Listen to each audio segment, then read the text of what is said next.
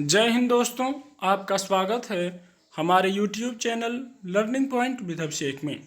अगर आप चैनल पर नए हैं तो चैनल को सब्सक्राइब कर लीजिए और बेल आइकन प्रेस कीजिए ताकि आपको डेली डिक्टेशन मिल सके। 80 शब्द प्रति मिनट डिक्टेशन स्टार्ट।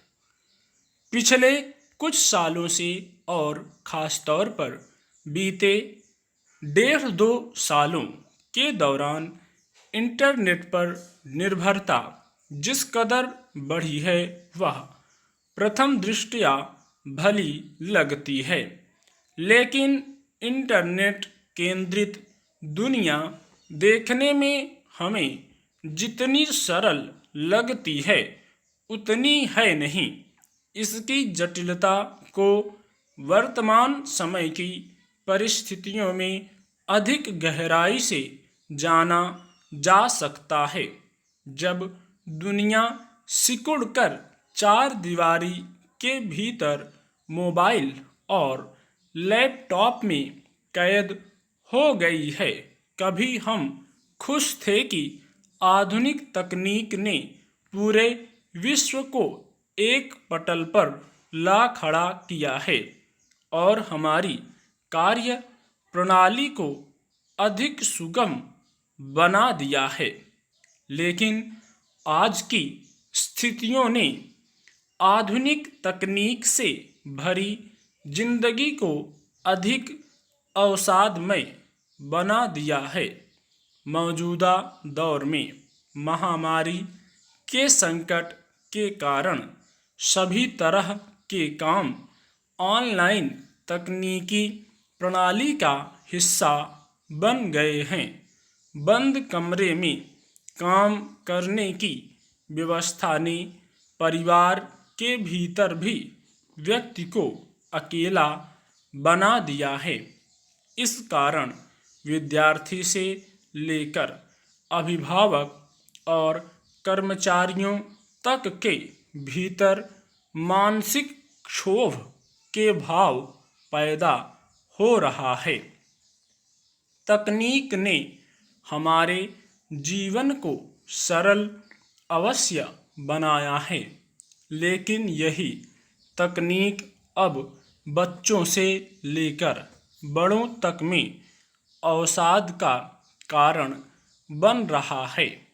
कक्ष के वातावरण में जहां विद्यार्थी अपने शिक्षकों और अपने परिवेश से ज्ञानार्जन करते थे और विद्यालयी परिवेश में सहयोग और साहचर्य की प्रवृत्ति सीखते थे, वहीं ऑनलाइन की दुनिया में बच्चे इस परिवेश से दूर नितांत एकाकी हो गए हैं।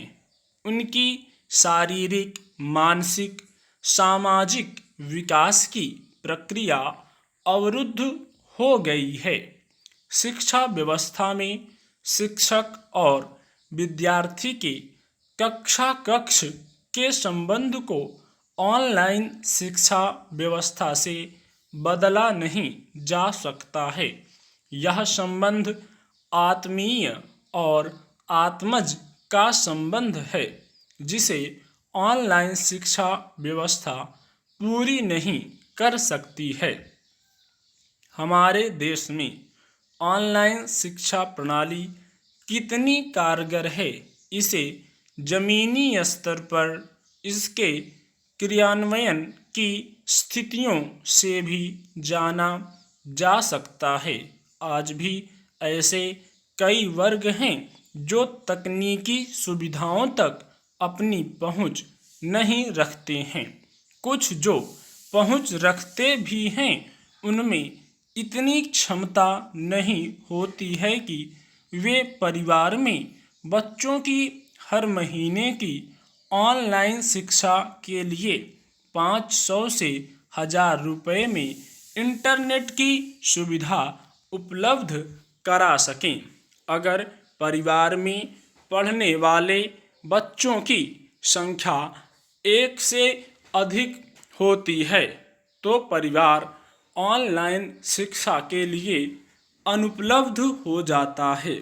अमूमन परिवार में एक ही फ़ोन की सुविधा और उसका भी ऑनलाइन शिक्षा व्यवस्था के अनुरूप स्मार्ट नहीं होना भी बच्चों को ऑनलाइन शिक्षा प्रणाली से दूर ले जाता है।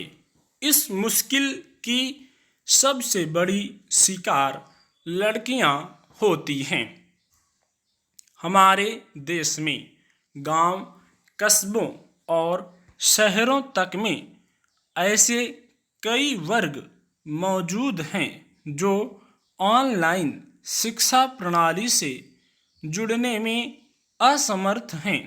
यह असमर्थता कहीं ऑनलाइन शिक्षा व्यवस्था के बुनियादी उपकरण, स्मार्टफोन, अच्छी इंटरनेट सुविधा की उपलब्धता, जगह, बिजली आदि के कारण होती है, तो कहीं महामारी से उपजी रोजगार की समस्या के चलते उत्पन्न होती है। पारिवारिक समस्याओं और बेरोजगारी से जूझते ऐसे परिवार के बच्चे माता पिता और परिवार के भरण पोषण के लिए शहरों से लेकर गांवों तक में काम करते देखे जा सकते हैं। महानगरों में इस असमर्थता का एक अलग ही रूप देखने को मिलता है, जहां एक और दो कमरों में पूरा परिवार रहता है, उसी में एक कोना तलाशना और ऑनलाइन कार्य करना अपने आप में व्यवस्था और खुद की असमर्थताओं का द्वंद्व है। वहीं ग्रामीण परिवेश में बुनियादी सुविधाएं मसलन बिजली, फोन, नेटवर्क का अभाव ऑनलाइन शिक्षा व्यवस्था में बाधक तत्व के रूप में आज भी काम कर रहे हैं। इस व्यवस्था से वर्तमान में विद्यार्थियों के साथ साथ ऑनलाइन कार्य व्यवस्था से जुड़े लोग जूझ रहे हैं।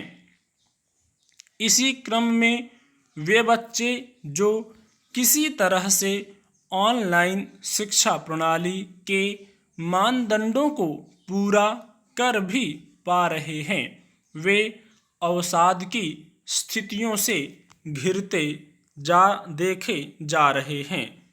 दरअसल बीते एक साल से ऑनलाइन व्यवस्था में पढ़ाई और भविष्य की अनिश्चितताओं का दबाव उन्हें अवसाद में डाल रहा है। कक्षा में यह अवसाद विद्यार्थियों और शिक्षकों के साथ संवाद के क्रम में न केवल कम हो जाता है, बल्कि मिलकर बेहतर विकल्प की तलाश के रास्ते तलाशता है।